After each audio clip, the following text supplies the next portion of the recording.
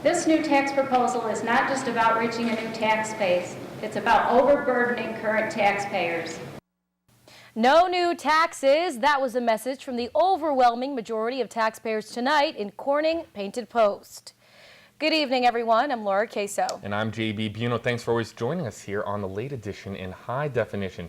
The Corning Painted Post School District is looking into adding a new utility tax to help bring in money to use on next year's school budget. But neighbors don't want to see their taxes get any higher. WENY TV's Joe Melillo was in front and heard concerns from neighbors and has the details about the new tax. He joins us live in the studio. Joe?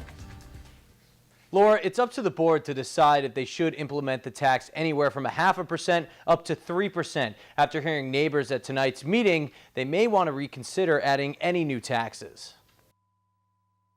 If you find ways of doing more with less, rather than constantly coming back for more money, finding new ways to tax us, that's not the solution.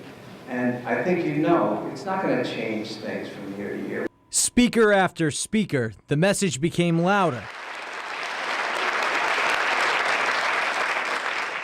Taxpayers at the public hearing do not want the proposed tax increase on their telephone, gas, and electric bills. It's unpopular, but not everyone is against it.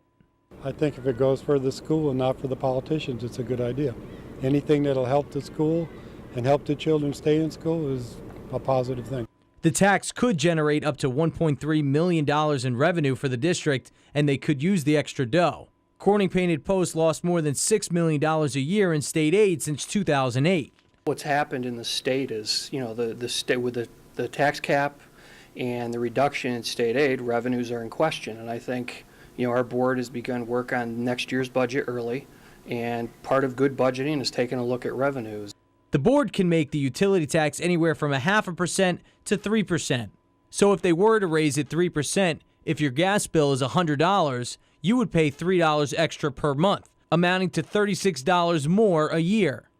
That money would be put in the general fund and allocated towards teachers, programs, and transportation. We have a revenue issue? Sure, just like every other school district. So in the end, if the board were to approve it, I think in that sense, it would go a long way towards keeping people employed and providing great services for kids. Now, the board will determine if they will implement a tax and by how much at an upcoming board meeting. Live in the studio, Joe Melillo, WENY TV News.